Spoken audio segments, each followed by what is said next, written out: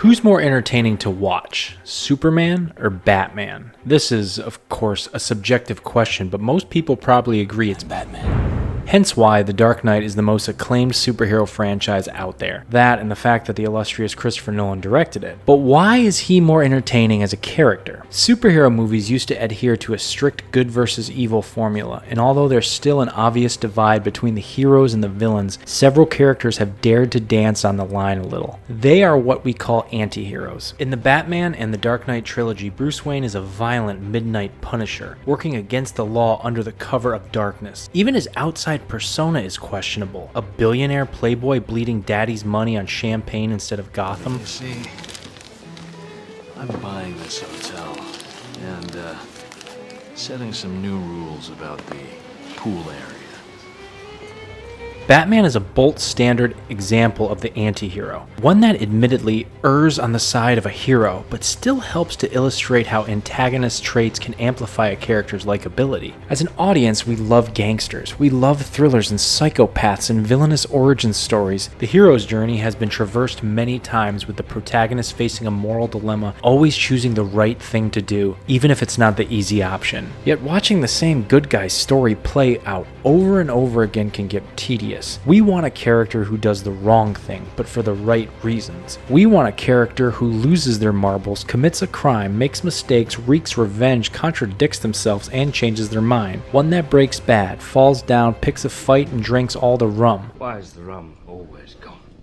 The savagely violent and the eerily calm. From the sketchy noir detective to the unreliable junkie to the greedy businessman, anti-heroes are everywhere. To get a better feel for the intricacies of the anti-hero, we're going to deep dive into 3 different examples and examine ways in which they cross over. Patrick Bateman from American Psycho, Lou Bloom from Nightcrawler, and Travis Bickle from Taxi Driver. Most anti-heroes possess at least some of these characteristics, so we'll see how many of them these protagonists fall into. Number 1.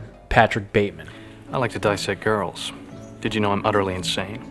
If Batman errs on the side of the hero, then Patrick Bateman certainly errs on the side of the villain. This isn't surprising given a nickname like American Psycho, but regardless of being a sadistic serial killer, viewers love Patrick, forever using him for memes and GIF reactions. Patrick is funny, attractive, and hates his Ivy League co-workers as much as we do. Despite ironically being a satire of yuppie culture himself, blending in with his surroundings and constantly mistaken for co-workers, Patrick despises the narcissistic Wall Street consumerism greed around him, despises yet is desperate to conform to and perspires with jealousy over. It's completely paradoxical, as most anti-heroes are. Nice. Jesus. That is really super. How did a nitwit like you get so tasteful? I can't believe that Bryce prefers Van Patten's card to mine. Director Mary Harron introduces us to Patrick through his hypervillain, borderline OCD morning routine. Patrick's values are based wholeheartedly on his appearance, narrating a vlog-style get ready with me in a matter-of-fact tone. So hollow that he sounds almost like an AI voiceover, talking viewers through a corporate training video. This feeling is confirmed by Patrick's early confession that he's disassociated from humanity, both his own and those around him. And though I can hide my cold gaze, and you can shake my hand and feel flesh gripping yours, and maybe you can even sense our lifestyles are probably comparable, I simply am not there.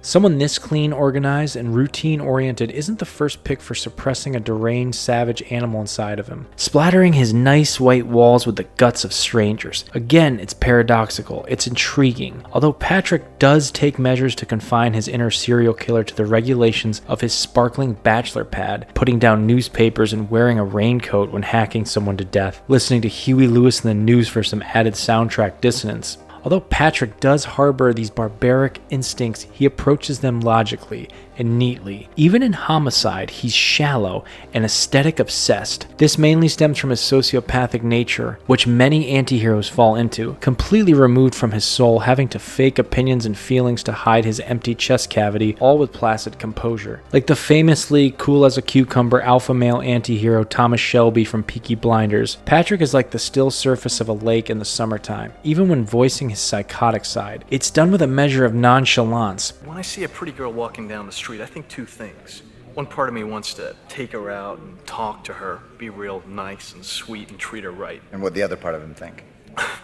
what her head would look like on a stick. It's these jarring juxtaposed remarks that make Patrick so humorous to watch, while also demonstrating Ellis's point of the hedonistic 80s finance bro culture is so consumed by its own reflection that they don't even notice a homicidal predator in their midst. Patrick! Is that you? No, Lewis, it's not me. You're mistaken. This is my very good friend Patrick Bateman. Where are you going? We're going to Nell. Gwendolyn's father is buying it. Ooh. Where did you get that overnight bag? Jean-Paul Gaultier. Patrick only loses his cool once. The controlled pot boils over and he tries to confess his crimes over the phone, but to no avail. He doesn't get arrested thanks to his high society status, but he also doesn't get catharsis either. Patrick returns to his out-of-body, emotionally dissonant state with an urge to inflict his inhumanity and the inner turmoil it causes him on others. Patrick's only release is through regular stabbings, which we can only assume carry on after the credits roll, whether in his head or in real life, as Patrick will never be reprimanded from his high-rise. This confession has meant nothing. Number 2, Lou Bloom. Who am I? I'm a hard worker. I set high goals, and I've been told that I'm persistent. Lou Bloom is also playing a part. He, too, is a sociopath donning a mask and manipulating people into following orders. So you're threatening that if I don't, I'm negotiating. you're threatening to stop selling to me. That's your choice. And like Patrick, he lies his way through police interviews and comes out clean as a whistle by the end of the movie. Although Lou doesn't brandish a chainsaw the way Patrick does to blow off steam, his hands are still dirty, filming dying men for news footage in exchange for a paycheck, unperturbed by the blood and begging in his viewfinder. Hey, don't film that, man. He's one of us. Not anymore, Rick. We're professionals. He's a sale.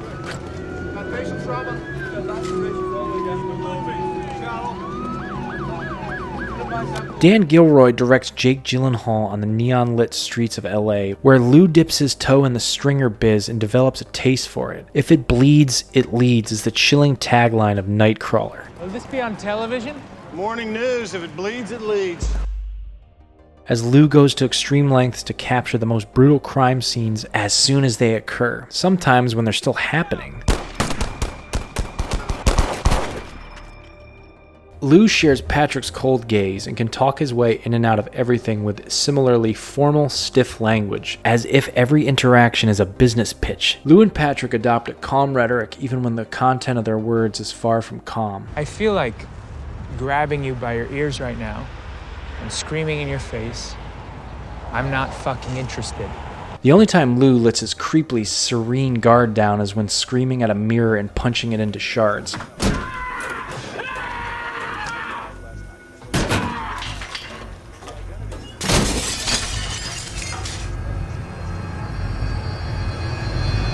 The fact Lou talks like a CV suggests he's not as professional as he likes to appear. He's probably learned everything online, churning out Wikipedia jargon with no grasp on the nuances or reality of his newfound trade. It also speaks to this idea of a mask, playing the part of the person with emotions rather than actually feeling them. In one unsettling shot of Lou ironing in front of the TV, it almost appears as though he's practicing how to laugh, ready for his next interaction. Some viewers have speculated Lou is simply on the spectrum due to his inability to pick up social cues and tendency to mirror other people, not to mention his habitually tidy flat. However, this doesn't explain his lack of empathy, ferocious drive for personal gain, and ease around bloody violence. He's a protagonist that starts out a bit of an oddball, but gradually moves into a morally gray area, teasing the fence that separates him from all-out villains. This comes to a head when recording his sole employee and almost friend, Rick, bleeding out on the street rather than helping him. Straight-faced, unwavering, as if it is just another day at the office.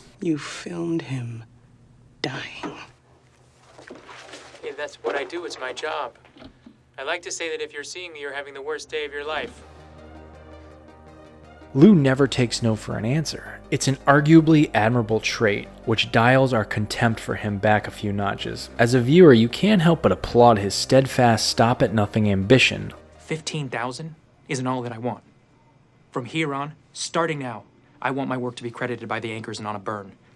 The name of my company is Video Production News, a professional news gathering service. That's how it should be read, and that's how it should be said. Lou is intelligent, high-functioning, occasionally kind even if it's just another chess move towards his goals, and can even evoke pity when you see him at home, off guard and utterly alone. However, he's still in the same ballpark as Patrick, and if they dwelled in the same story world, Lou would be turning up to Patrick's murder scenes long before an ambulance using an illegal police radio and filming still conscious victims without a care in the world, ignoring Patrick's getaway and making well-paid headlines. In fact, they'd probably make a pretty good psychopathic duo. What if my problem wasn't that I don't understand people, but that I don't like them? What if I was obliged to hurt you for something like this? I mean, physically. Number 3. Travis Bickle. You talking to me? When talking of antiheroes, Walter White is likely the first person to come to mind for television. And for film, it's gotta be Travis Bickle, iconically embodied by Robert De Niro in 1976. Travis Bickle is the character that launched the actor into stardom following The Godfather Part 2, and Martin Scorsese into a legend after Mean Streets. Taxi Driver's influence can be found all over cinema. Its fingerprints most prominently stain Todd Phillips' Joker, an origin movie that gave the infamous supervillain a stripped-back, sympathetic backstory more in tune with an anti-hero. I killed those guys because they were awful. Everybody is awful these days. It's enough to make anyone crazy. Travis occupies the same morally ambivalent urban landscape as our two other anti-heroes, but when Patrick lives among the luxurious top-floor offices of the white-collar finance world, Travis takes to the same underbelly as Lou, this time in New York City. The difference is Lou gets a thrill out of the moonlight undertakings, unfazed by the crime-ridden streets around him, whereas Travis actively detests it. Over the hazy lens flare visuals of Travis driving through New York as a cabbie, De Niro narrates his cynical judgments of the ebbing nightlife. Someday a real rain will come and wash all this scum off the streets. Yet for all his complaining that all the animals come out at night, Travis chooses to work the graveyard shift. No one is making him ferry the dopers and junkies, nor does he have a gun to his head to do it overnight. Travis reasons that he already has insomnia, so may as well use it. Ride around nights mostly, subways, buses. Figure, I'm gonna do that, I might as well get paid for it. This is just one of the many contradictions, a defining characteristic of Travis Bickle. Scorsese opens Taxi Driver to a lonely and depressed Vietnam War veteran amid an existential identity and quarter-life crisis. Although this does generate a little pity from us, his derogatory language and suggested racism, not to mention his later murders, prevent Travis from becoming a redeemable hero. Like most stereotypes in a crisis, Travis decides to do a 360 in life and get a whole new look. I gotta get in shape now. Too much sitting has ruined my body. Too much abuse has gone on for too long. Mohawk, abs, and ammunition. His burning fury is aimed at all the crime and corruption in his world, but he's inadvertently a part of it, attending late-night pornos and trying to assassinate a presidential candidate. Unfortunately for Travis, the shooting fails, but rather than taking the vigilante revolution off the boil for a moment, he continues to fight fire with fire, a method that ends in a huge bloody explosion with shots to the head and corpses littering in the finale. Like Patrick and Lou, Travis sees himself above those around him, despite blending in so easily, emotionally detached from his peers and caring not for their gory demise, instead taking out his Smith & Wesson and stooping to their level without a speck of self-awareness. Here's a man who would not take it anymore. A man who stood up against the scum, the cunts, the dogs, the filth, the shit. Here is someone who stood up. Here is...